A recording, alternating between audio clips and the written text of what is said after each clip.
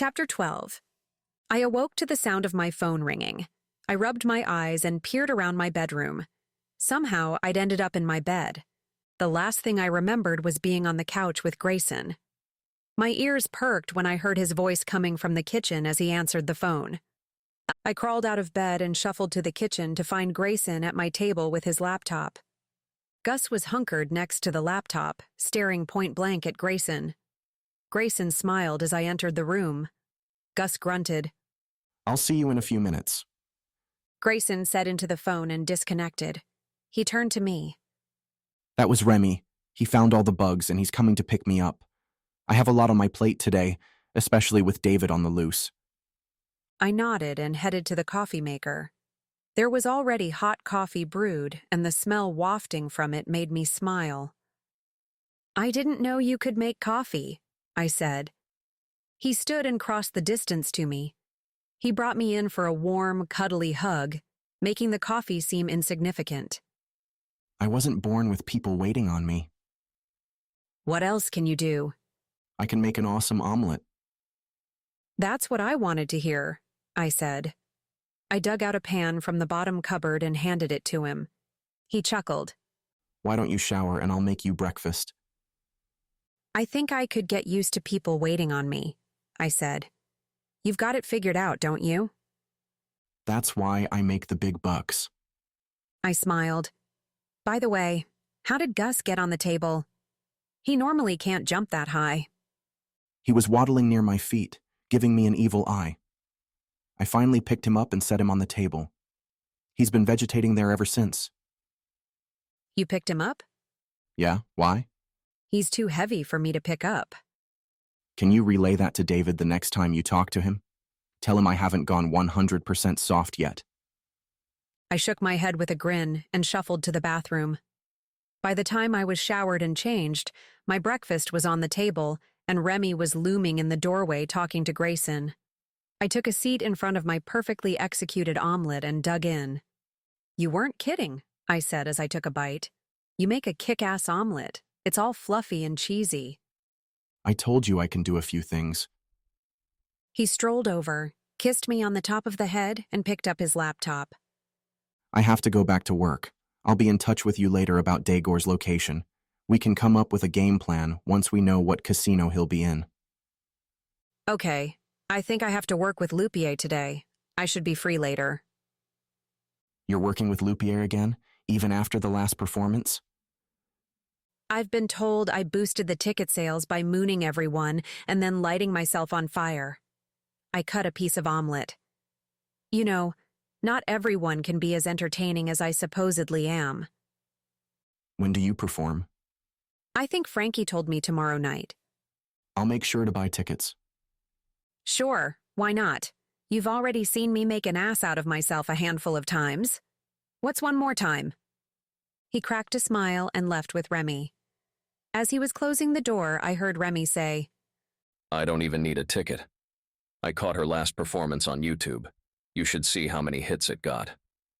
I would have groaned, but I was still wolfing down my omelet. After the omelet, I gathered Gus from the table and held him in an almost controlled fall to the floor. I only toppled at the very end when he shifted his weight to sniff the omelet smell coming from my hands. My leg crashed to the ground where the bruise on my shin from yesterday's calamity was already blue and purple. I winced as a zip of pain shot through my leg. Gus gave me a sideways glance and waddled to his food bowl. I heaved myself up and made a call to Lupier's manager to see when they wanted me.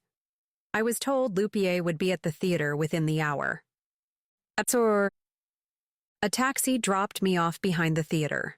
I entered through the backstage door and immediately heard Lupier's voice echoing from the stage. "No, you can't do it that way. You'll show the audience too much." I peeked around the curtain to see an assistant floating vertically upside down so her head was near the stage. Lupier lit a fire under the assistant. My eyes widened as the fire engulfed her. Lupier splashed liquid on the fire to distinguish it. The assistant had vanished. I clapped. I couldn't help myself. Lupier's hard eyes searched for the annoying noise. His eyes caught mine and they glittered. Bella, how happy I am to see you. I'm going to make you a star. I approached him on stage. As long as I don't have to be set on fire. I've already done that once. No, my Bella. I don't want you to be set on fire or disappear. You are going to take center stage. Do I need to do anything? You need to be my assistant. What does that entail? Mainly to be near me and hand me things, small tasks. That makes me feel better. I'm sure I can do that, I do have one special surprise for you. he said. What's the surprise? He wagged his finger in front of my nose. I can't tell you the surprise, Bella. Why don't you go backstage and talk to Yvette? She will set you up with a costume and go over the show details. Then come back and I'll show you some tips to make the show go smoothly. I turned to leave, but he caught my arm. You also need to swear that anything you learn here you won't share with another living soul. Magicians can't survive if their secrets are revealed. I promise I won't tell anyone. It wouldn't be fun otherwise. That's my Bella. I'll see you in a little while. I wandered backstage to find Yvette. Instead, I found a stagehand fixing a curtain. Do you know where Yvette is? I believe she's in the dressing room. Go all the way back and turn left. Go through the doors, and once you're in the hallway, it will be the third door on your right.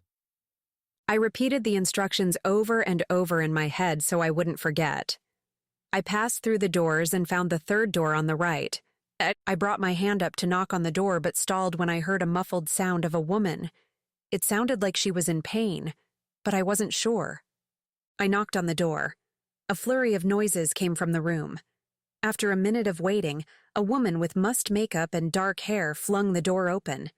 Her top was inside out. What? She demanded. Are you Yvette? Yes. What do you want? Lupier sent me.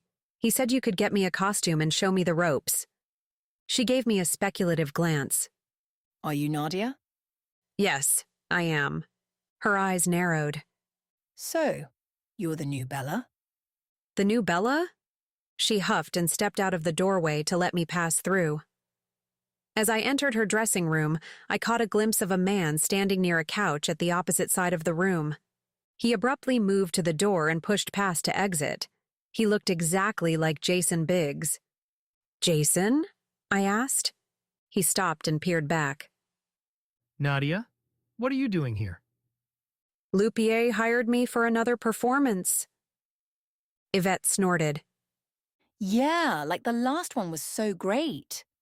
That's wonderful that you can be in the show again. Jason said, stepping closer.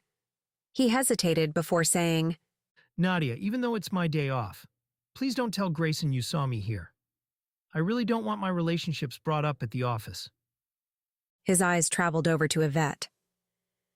I try to keep my work life and private life separate. Yvette and I met while I was working with Lupier and the directors to get the show up and running. We just clicked.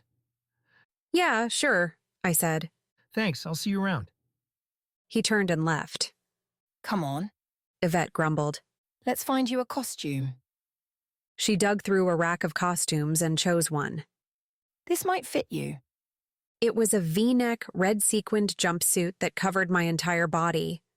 I smiled. Frankie would have a fit that it wasn't even remotely risque. There wouldn't be a moon appearance for this performance. Perfect, I said. Let me give you a tour. You don't have to change into the costume today. Between her tour and the not-so-helpful information about Lupier and his obsession with eating pie during sex, I was ready to pack it in and leave, but I still had to work with Lupier. She dropped me off at his side. She's all yours. Yvette said to Lupier before she retreated. Bella, I'm glad you have returned. He narrowed his eyes at the assistant he was working with. She slanted her eyes at me and left the stage. He turned back to me. Let me show you a few things that might make both our lives easier. He brought out a few objects that seemed harmless. There was a pole, a hoop, and some odds and ends. He showed me how to hand each one to him the proper way. If you hand it to me like this, then I can move swiftly. He said, moving gracefully.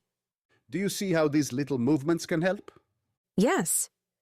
They trick the audience's eyes. I want to teach you how to pass me something that will be undetected by the audience. Part of the trick is to throw focus. It can't be more than a split second. Any longer, and the audience will suspect something. He brushed past me. I found myself holding an object I wasn't holding before. He brushed past me again. This time he had my keys in his hand. You see? I didn't see or feel anything. Perfecto. He clapped. Now you understand what the audience will perceive. Let's perfect your technique. Otherwise, the show will suffer. Are you sure you want to give me such an important role? You are part of the magic of the show. You need an important role. By the way, what is your favorite pie?